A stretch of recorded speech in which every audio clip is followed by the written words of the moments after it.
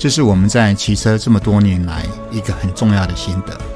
所以我们自从2013年到2014年造访200多个原住民部落，提出一条可以由北而南串联各原住民部落的原乡单车纵贯线后，在2018年我又走了一次原乡单车纵贯线南向北。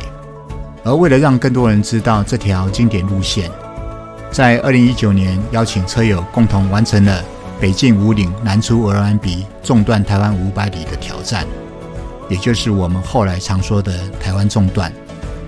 今年经过一番策划，终于在11月16和车友再度出发，开启了这次南起鹅銮鼻北抵富贵角纵断台湾500里，也就是我们将它简称为台湾纵断南向北的旅程。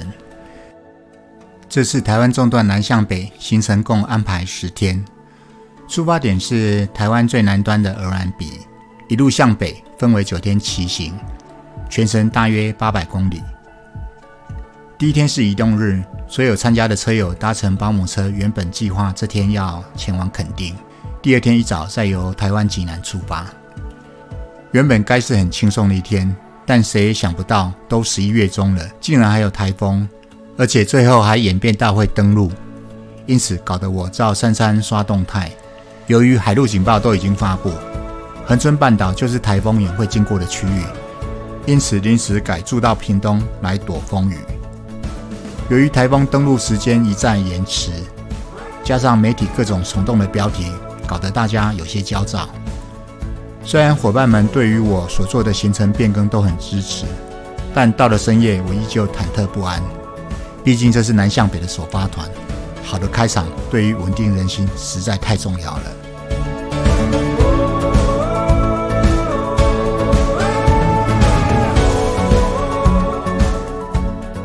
由于天度台风脚步比预期慢，登陆的位置又往北抬，原本因为改出到屏东，今天需要清晨赶往鹅銮鼻的计划，昨晚以气象署各项数据及即时影像研判，决定改放慢脚步赌他一把。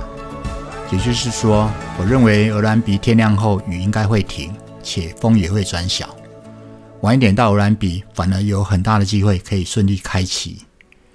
虽然相信自己的判断，但上了保姆车由屏东市往南行，风势是小了一些，但不时还是下着雨，心里不免有些担忧。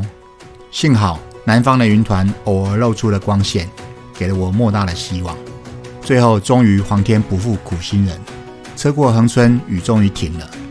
更惊喜的是，因为台风已经登陆，这里开始转为南风，也就是我们出发往北行是顺风。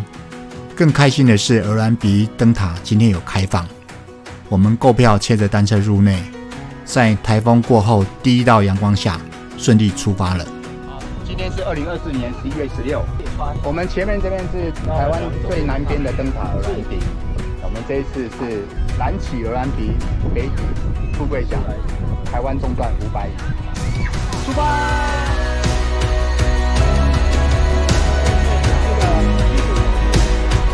垦丁被我们包场了啦！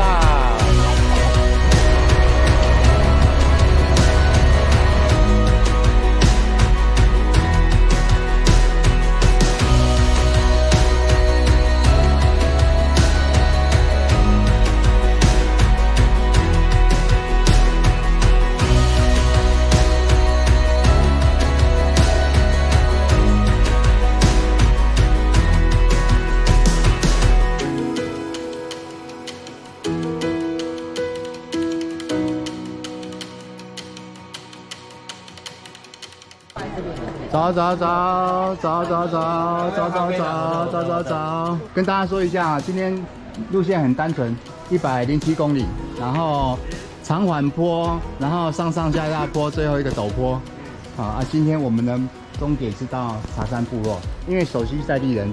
那因为前面一段是平原路段，路就很单纯，但是像经过高速那边需要一些岔路嘛，所以到路口的时候，那个手机都会等大家。OK， 谢谢。就这样子，那我们再来就出发了哈。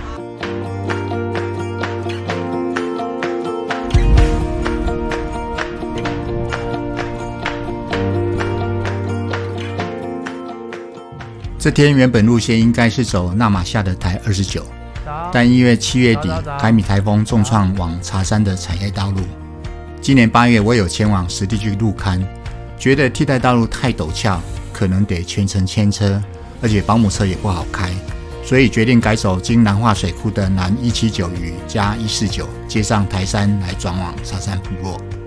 这路沿途虽然没有什么聚落，除了水库也没有其他的景点，但绿意盎然的小径搭配舒缓的节奏，在台风登陆消失后，骑起来比预期还棒。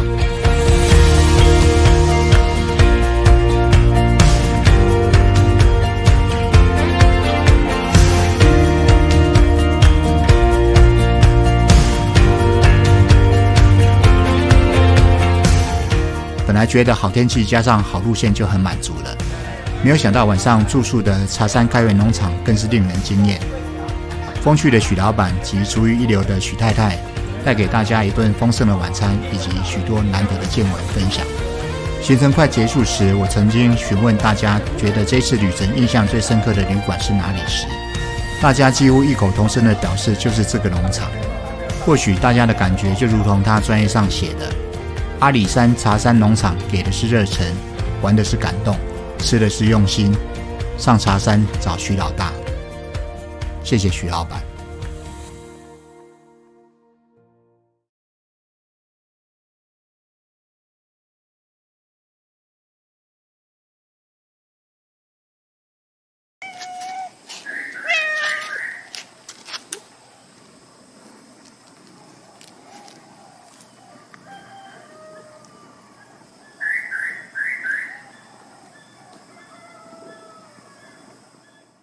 我们今天的路线第一段是要到石桌，大概39公里，预计应该差不多4个小时会到，刚好是吃中餐的时间。我们今天走的几乎都是邹族的部落，从茶山部落、新美、三美。那我带有很多茶园。对，很多茶园，对，细顶啊，到细顶之后都是开始有很多茶园到石桌。好，谢谢许老板，真的。感谢各位的莅临，欢迎再度来，好，欢迎再度光临哈，谢谢，走了，出发了，好，拜拜，台北见了，经过昨天长距离的热身，回到这次行程的主线，也就是台湾高山地区，大家面对今天超过2000米的爬升，骑起来没有太多的挂碍。所以即便过了石桌，不仅起大雾，甚至下起不小的雨。因为大家都是常年骑车的车友，相较台风的不可预测，这种雨算是经常会遇到，且尚可亲自体验位于台湾的雾林带。了解终年云雾缭绕的阿里山地区，就是因为有如此丰沛的雨量，才能孕育出阿里山的千年巨木。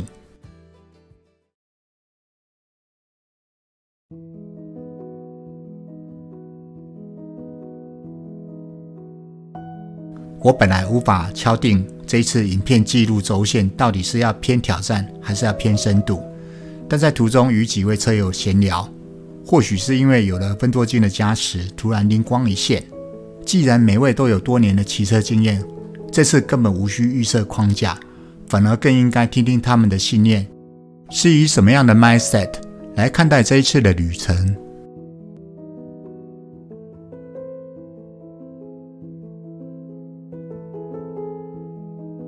我大概可能是差不多2014、15年才开始骑车。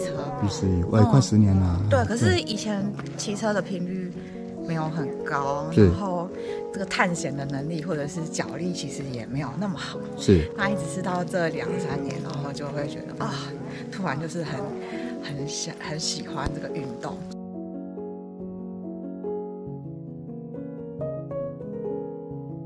想要借用一个也是单车前辈 Eric 大哥，那他的 slogan 是用单车阅读台湾，所以这个旅行方式对我来说，就是透过这个活动，然后去走读不同的地方。那还有第二个，就是我觉得这个运动让我觉得很喜欢的原因是，其实这几年在讲身心灵的成长，有一个很 popular 的字眼是讲正念。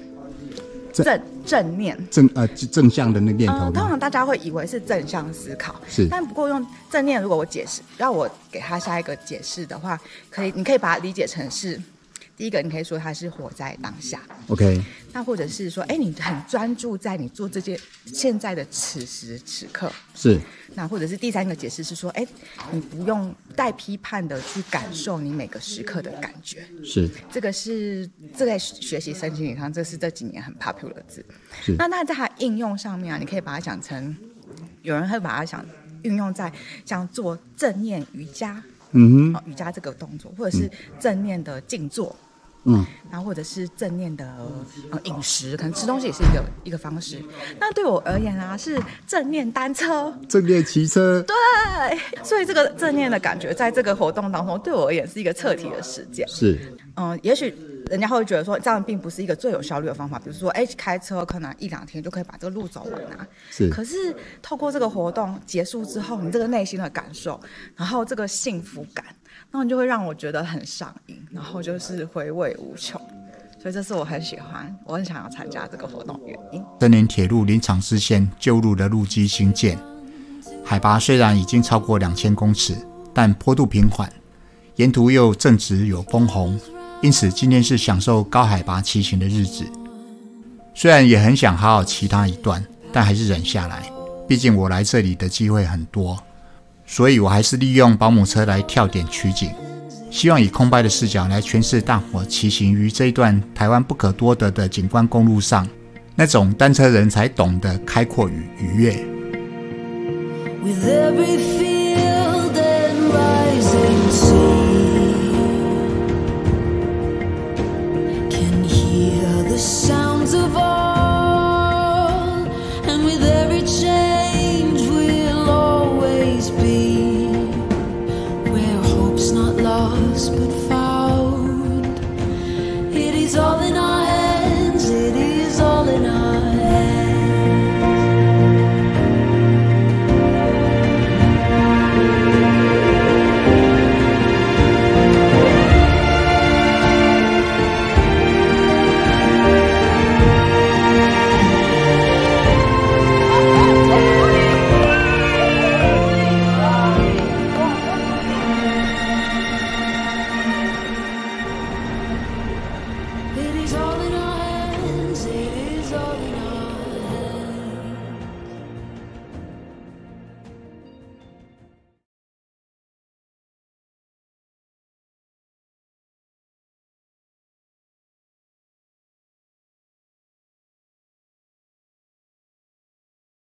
算是，如果是分段是北段、南段的分界，所以我们现在正式进入北段那也就是要进入我们会进入布隆族的领域，再来到塞勒特族的领域，然后再翻过五岭，不过五岭是明天的事情那今天我们分2个梯次，第7次是兔子集团，我领军没有啦，待会我会上车，然后第2梯呢是这个主集团从5线开始往上走。不过其实今天是轻松路线就是可以欣赏一下沿界浊水溪沿途。我们待会翻过去之后，看到那个溪流就是浊水溪，我们就沿着浊水溪往上走，这就很单纯，你不用怕走失。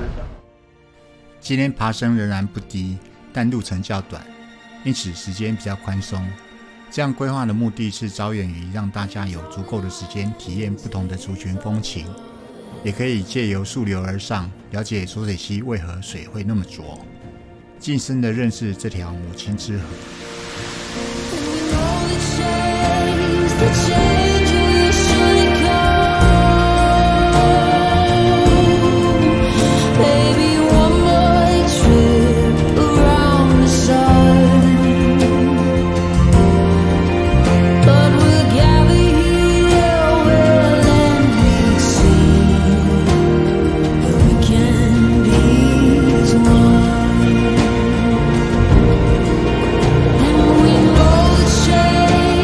change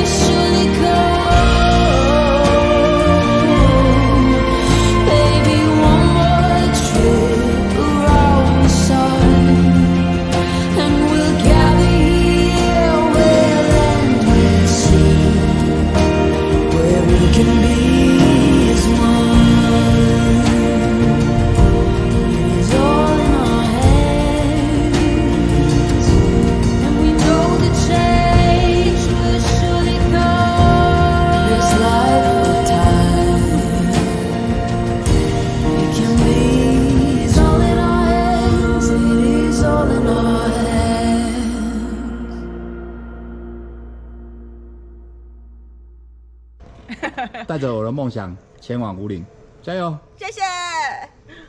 本来今天算是相对轻松，但没有想到有5届才开启的凯蒂，骑到雾社时看到时间还早，决定大胆直攻武岭。经由保姆车司机宝爸协同，凯蒂完成了一趟由5届骑到武岭，长度为61公里，爬升超过3000米的挑战。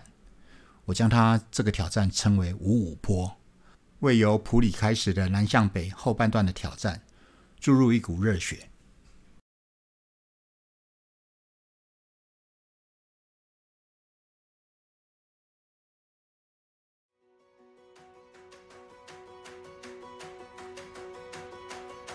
我们看一下那边那个2个山的那个低处，那边就是武岭。看起来云有点厚，所以要有心理准备，到那边可能会比较冷，可能会有点下雨。好啊，大家都应该都有准备了哈。走了，走了，好了，加油喽！再见啦！武岭是今天的重头戏，为了拍下大家骑在贴堂路的身影，再度利用保姆车提前到达适合的角度，取得一些镜头。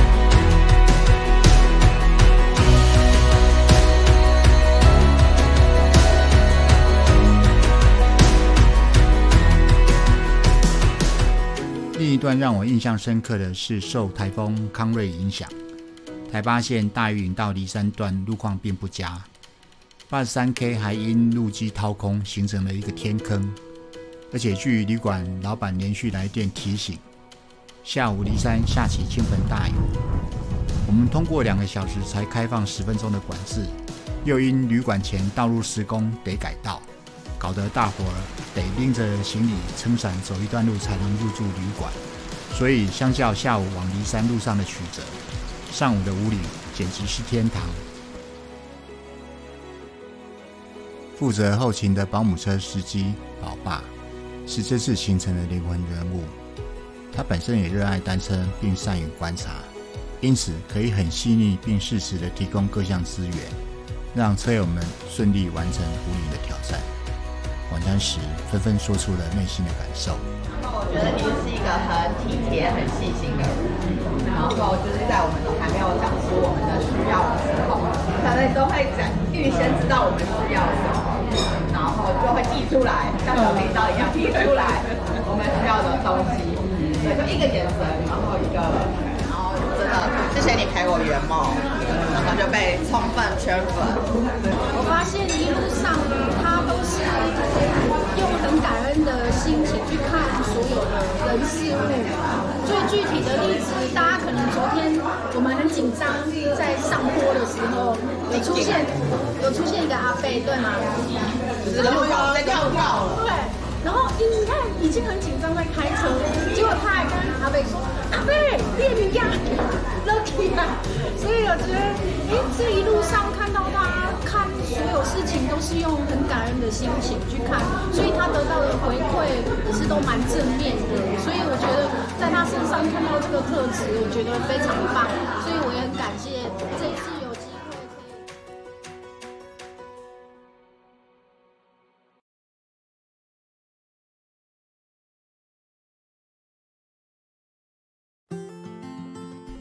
要骑回北部，虽然是我最熟悉的区域，但宜兰一带秋冬最麻烦的莫过要面对东北季风带来的雨。清晨仔细研究天气后，并着以即时影像确认，判断今天由梨山往宜兰，在经过石原垭口开始下滑后会遇到下雨，且雨势会不小。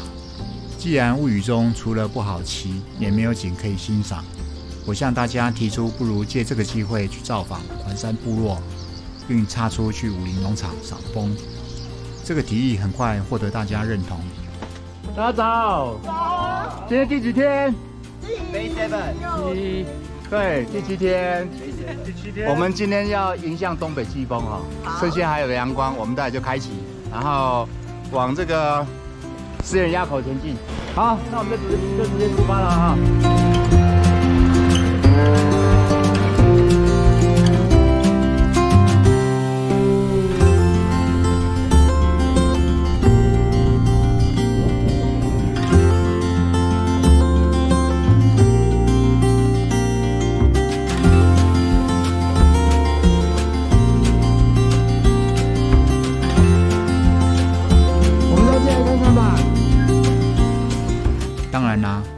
到武陵农场赏枫只是个借口，爱骑车的大家，包含我，还是借此机会攻到雪山登山口，为明天越岭雪山山脉，也就是逆骑北横做好心理准备。台湾中段南向北进入倒数了，看得出每位车友心中都有一份期待。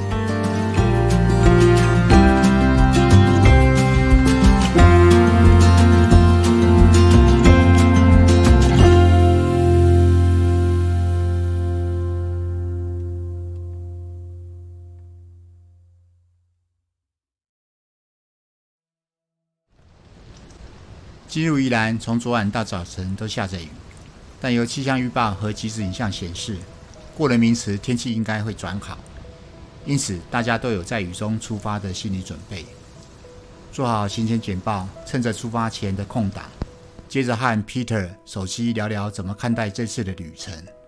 我想把对谈留在等等的雨中骑行来思索，作为完成行程后剪辑记录的线索。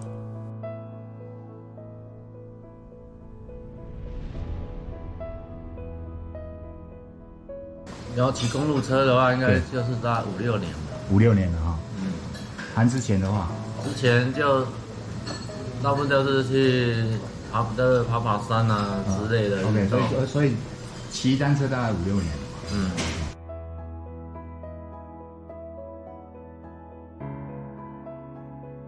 应该是这样讲。这个路线现在我们是上班族啊，休了假基本上就想有个地方去。好好的骑个车，去一些平常你想去，然后又不容易到达的地方。对，那这个路线你刚好从鹅銮鼻这样一路上到沿着真龙山脉上到那个富贵角。对，但是觉得这样其实是蛮适合像我们这种上班族。因为如果要挑战来讲，全程这样把它通通骑完，其实我们当然是不及格的。不要这么说。没有，当然是因为我们有我知道路线应该是怎样子，它才叫完整。对我来讲，这样就很适合，因为我不是那种挑战的人。但是我们这样的会有更多的时间去看我们想要看的风景跟地方人文。那今天第8天，我们要越过雪山山脉。那你要直接这边开启？对啊，我希望可以。可以。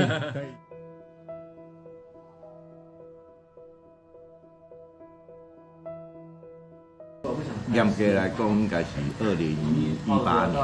2018啊，今嘛算6年。迈入要过6年了。过6年了哈。你台湾拢骑那个登山车嘛？对。就开始就骑登山车。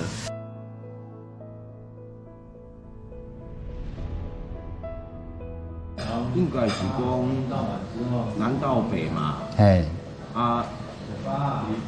不管怎么样啊，你从你为平地啊行去山区，了个平地啊爬去山区。对。这就对我来讲啊，我是较喜欢看迄个林相。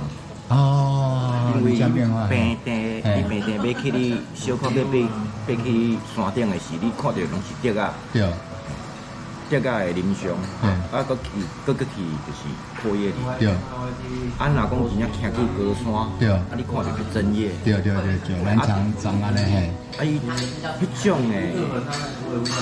迄种林相，你得让看出讲海拔无共。对。真正植物的植被的状况就无。嘛包括讲。对山绑起，啊！你看到山绑起，你会感觉讲，安尼？啊，为什么明明就是有植被，啊，为什么会绑起？对，你看到你会感觉讲，大自然的威力真正够强大。你个小可你就会感受着讲，人不可抗天呐。对，人还是要顺天的，顺天的，啊，无吼真正。莫讲，为了要到你的目的地，啊，一定爱安那。其实，骑车的过程中，我一个思考就是讲，咱骑了慢拢不要紧，是讲会当看到各种的迄落现象，你看会到，其实拢伫你深植伫你的脑海。啊。不管是天灾还是安怎，看到，迄拢是大自然无常的考验。今天呢，我们要横越雪山山脉，也就是我们要走一个完整的北横。那我们现在虽然现在是下着雨，但我们知道前方有好天气在等着我们。OK， 出发了。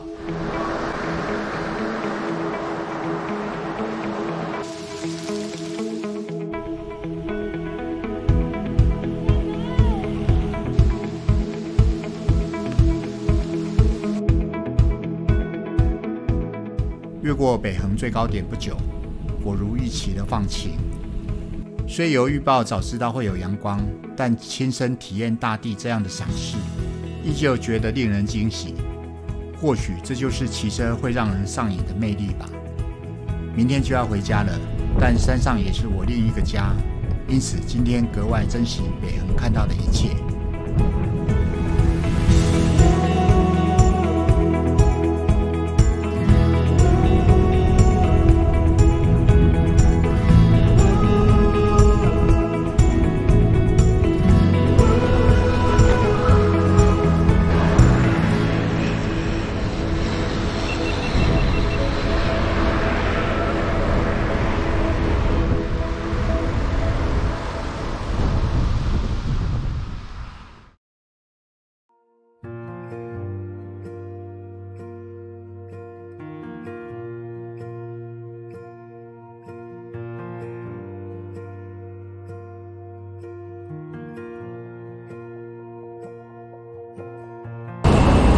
早，我们这一次台湾中段南向北，今天也是最后一天第9天了，我们已经骑完8天了，对，所以我想必你这样子一路骑过来，应该有很多的感觉。那我看到你沿途事实上，我觉得你蛮享受这一次的行程。那我想要问你2个问题啊，第一个就是说，你骑车骑多久？我骑车大概是15年的时间。15年了。对。哦，那我们几乎是同期了。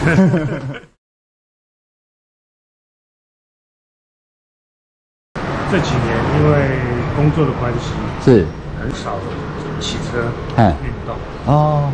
那我是希望借着这一次的活动是能够再让我重新再养成这个运动的习惯。所以其实这个。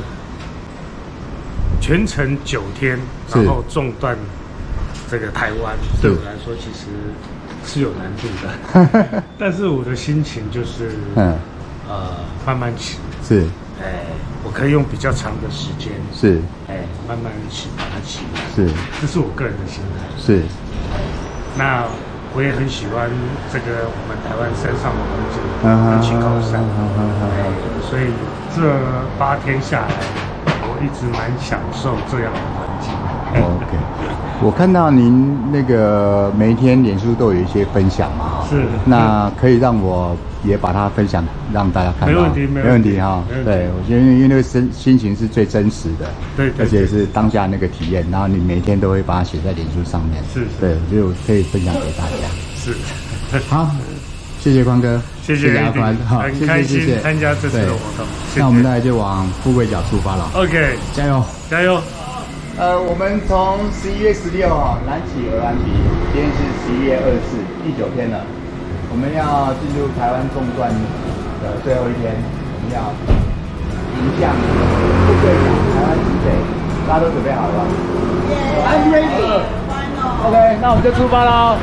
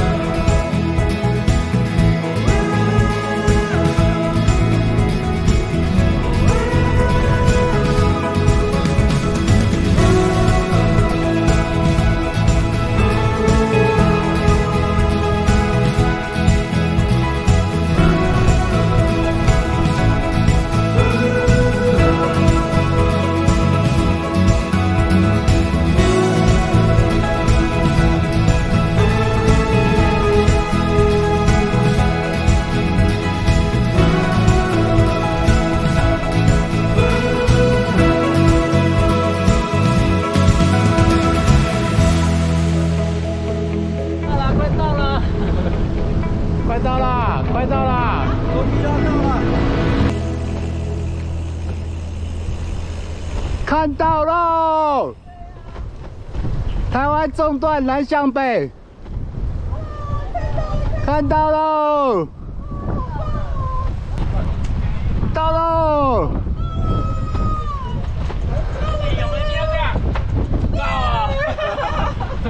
高，来，哎 ，Hello，give me five。Oh yes。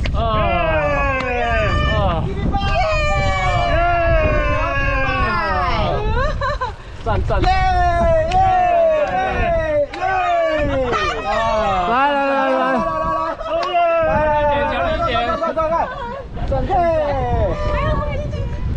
我们历经9天，南起鹅銮鼻，北抵富贵角，台湾纵断500里，1里的里，成功！智慧啊，这个好久 demand day 啊，压轴。对，那个我们从鹅銮鼻出发来到富贵角，好，那这个路线，因为我们那天有讨论过说，我想要了解一下你对这个路线的看法，好，你自己是怎么定位它？那我想先问一下，你骑车多久了？我大概骑了7、8年。7、8年了哈。对 ，OK。然后我对这条路线是，AD 曾经在 YouTube 上面有发表。有个女孩子从日本纵贯那个4岛，对，所以她就发想说，台湾是不是也可以发展一个重骑的一个路线？是，所以我一直在观察，就是 AD 在，就是他在做这个路线的一个规划。那最近就是 AD 有跟我讲说，他已经把这个路线规划出来，是，然后有北到南跟南到北的一个路线的一个规划。是，那我是参与了南到北的这一条重骑的一个路线。是，那这个路线其实是很多我梦想中的一些路线能够完齐例如说等于是串起来的意思咯。对，例如说像阿里山公路，对，西进武岭，北横，OK， 那我就非常的开心，是。然后因为这段的重骑能够完成我这几个就是车友梦想中的路线，而且是一次串的，对，我非常的完齐 ，OK， 那我非常的开心。好，谢谢你，恭喜你。